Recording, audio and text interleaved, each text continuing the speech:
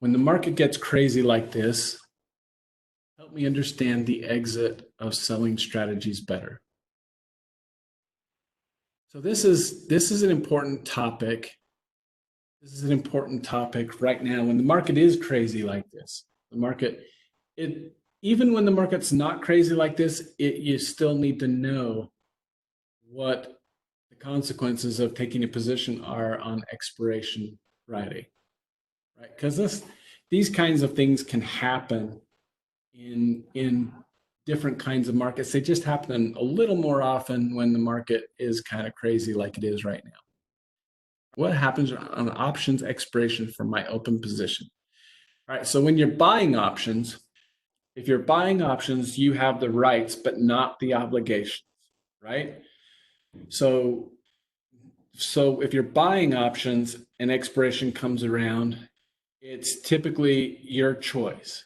Now, there's a couple of things that you got to pay attention to, but there's multiple ways to exit when you're buying an option. You can sell the option at the bid price to close the trade, and you have to do that before the options expire. You've got to take action when the market's open in order to sell your option. The other way to do this, to exit your position, is to exercise the right that you bought. You can exercise the option and receive a stock position. You'll receive if you have a call option, you'll receive stock shares. If you have a put option, you deliver stock shares, and you get a short. If you don't have stock shares in your account, then you end up in a short stock position. So if you don't have any stock in your account and you have an option that you decide to exercise, you will get a long position in the stock or you'll get a short position in the stock. And that would require you to take a second action, a second trade, to completely close the position and be out. So that means, so if you end up with a long stock position because you bought a call, that means that you need to sell the stock that you acquired in the exercise. If you are in a short position because you had a put, that means you have to buy the stock you have to buy it back to get out of the short position. So you have to take, it's just 2 steps instead of 1. So most of the time, it's easier and simpler to just close the option trade before the options expire, before the close on expiration. That's the easiest way. It's not always the best way, but it's usually the easiest way. If you don't close the position, this is what you have to be aware of. If you don't close the position yourself and your option is in the money by 1 penny, so let's say you're out on the beach and you just forget that you had an option, that maybe you had a straddle, and you just forgot about it. It's expiration Friday and you're out on the beach playing and having fun, and one of your options is in the money on expiration. And if that happens, there's a rule called exercise by exception. And that would automatically, your broker would automatically exercise that option to preserve whatever capital you have. So they're doing it as a means to help you to take profits or to take money that you have in that option. So the exercise, if the option has exercise value, it will likely be exercised by you, whether you ask them to or not. Now, you don't have to do it. If the option is like teetering back and forth, let's say you have the $20 call option and the stock is trading somewhere between $20 and a penny, $19.99. It keeps going back and forth. and you decide for a penny that you don't want to go ahead and own the stock at 20. So you can call your broker. You just got to let them know ahead of time and say, look, don't exercise this option because you're the one that has the rights. You don't have to exercise. You can just say, don't exercise my option.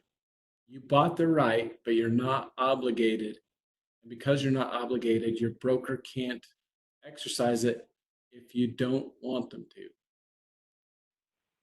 So unless but he does have to hear from you to say, don't exercise my option when it's in the money, because the exercise by exception rule tells him that he should exercise that to preserve your money. Okay? So that's something you have to consider that can happen. Now things can get a little crazy here. So one of the things that you got to know is if you're one penny in the money and you missed the close, you missed the telling them before the market's closed.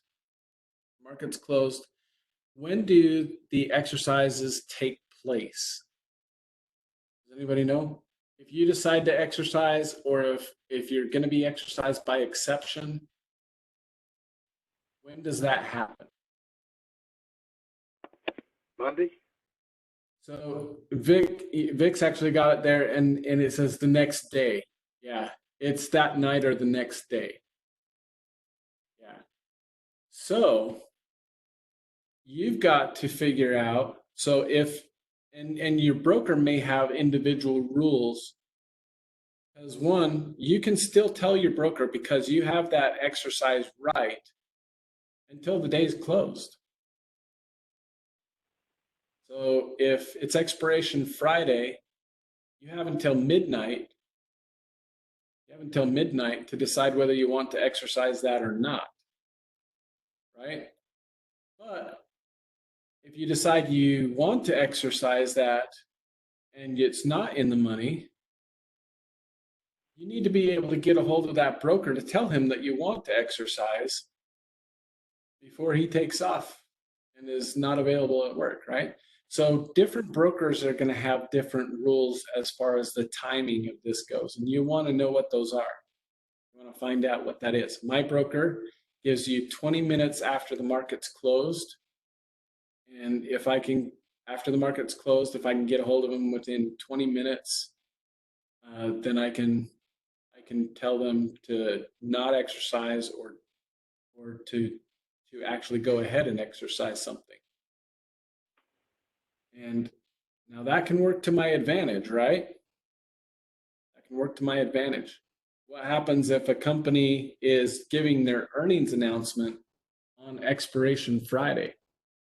I don't think they usually do this, but theoretically it could happen.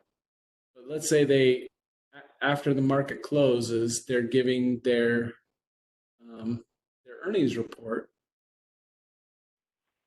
and before, let's say a $20 stock, and let's say before in the open market, when you could trade, the stock was at $19. And let's say you bought a call option and the news was really good. It was really good. And they beat earnings and made a great announcement at 4:05 p.m. after the market closed.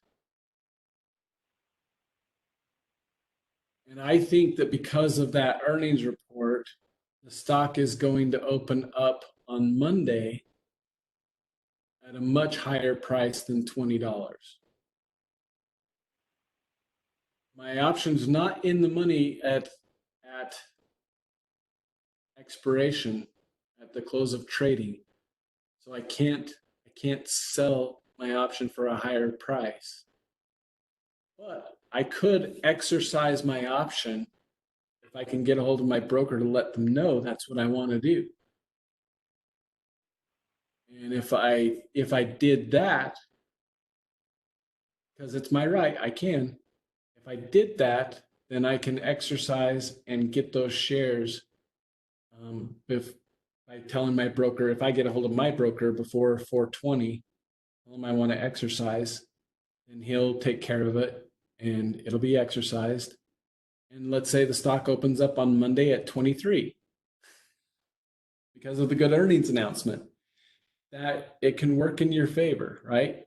That you have that exercise option. You can do exercise after the market is closed if you can get a hold of your broker.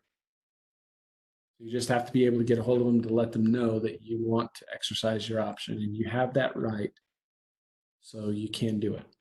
Now, when you're selling options, you don't, that could work against you.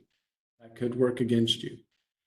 So when selling options, you may need to exit, but not always, right? So our goal when we're selling options is that we want to make sure that we want the options to expire worthless, because our maximum profit is the credit that we received. So if the options expire worthless, then we keep the credit and we're done. We win. So when we're selling options, we want to have the option expire worthless. That's our goal. If the option has value at expiration, then, and you don't want to be assigned, right? So if you sold a call, you're going to take a short position in the stock. You're going to have to deliver shares of the stock at the strike price. So you'd become short at the strike price. And if you sold a put, you're going to have to buy the stock at the strike price. So if the option has value at expiration and you don't want to be in the stock position, you don't want to be assigned a stock position, long or short, then you need to buy back that option before the close. Otherwise, it will likely be exercised, because that exercise by exception rule, if it's 1 penny in the money, somebody might have forgotten and you'll probably be assigned that stock position. So it's when you're selling options, and this is why you need good liquidity. You want to make sure that you can buy it back if you need to. If you're selling, it's more important that you've got to watch. You can't just forget that that option is still out there on expiration Friday, because you might get assigned. So in the same situation where it's close, the strike price is 20 and it's at $20 and a penny and you sold a call, or it's at $19.99 and you sold a put. It's maybe 1 penny in the money. What do you do? Because what worked for the option buyer in after hours trading or after hours announcements, that they, even though the market's closed and the option can't trade anymore, if the stock market closes and you can't buy back the option anymore because the market's closed, the other person can still exercise their right. So how do you avoid that problem if it's close? How do you avoid that problem if it's close? And the answer is simple. You buy back the option before it's assigned. So if it gets down and it's asked, it hasn't asked. So you'll always see that you have a bid price, and the bid price might be zero because there's no time on there. The bid price might be zero if it's trading back and forth between a penny in the money and out. It's going to be close. It's going to be close. So, but when the market's open, if you can buy it back for cheap, because it might not be that expensive. If it's going to be profitable, if it closes a penny in your favor, then it's a max profit. If it closes a penny out of favor, you might be able to buy it back for a penny. If you can buy it back That's the way to avoid the situation where it closed out of the money. It closed out of the money, and you ended up getting assigned a stock position because somebody after market hours decided that they wanted to exercise. So if it's close, you can get out and you can probably get out for cheap. You can probably get out for really cheap if you need to. If it's not close, you don't normally have to worry about it. But if it's close, and especially in a crazy market like we've had recently, these problems creep up a little more often because the market's crazy and because news and media and things like that happen right after the market closes, and people still have some time to be able to decide whether they want to exercise or not. And so that can cause problems. I am a full-time trader. I've been in the markets since I was 15 years old, which is longer than I care to say. I'm an economics major by education, and I've done a little bit of everything. But since my first seminar with Don in 2002 in Atlanta, I've pretty much focused on his methods, so stock options, credit spreads. I've been involved and I've read so many things and I've followed so many different gurus and been to so many seminars that I just eventually got around to him, but that's where I'm stuck. It has paid off tremendously. In the past I've made a lot of money, but you end up giving a lot back. And with Don, it satisfies my hunger for profit and my aversion to risk. So it works out really well. I wish I'd found Don sooner. It's true. Again, I said I've made a lot of money, but you give a lot back in some of the other more risky arenas that I've been in the past. I make steady money and have a family of 4, beautiful home. We're doing okay. And you're doing nothing but trading? Nothing but trading, and mostly Don. He's the man, in my opinion, because again, profits and low risk, and it's just everything I could ask for. They're very easy, I believe. Again, I have a background. I've been interested since I was 15, so it's what I love to do. But it's very easy to follow and quick to learn. Now, I know you have 2 children. Are you going to teach them how to do this and follow in your footsteps? I can't wait to teach them. They're 6 and 8, so they're a little bit young, and I do talk about it quite a bit. And I work at home, which is a wonderful thing, thanks to Don, for the most part. And I think that's going to be a huge part of their future. Give them a real leg up.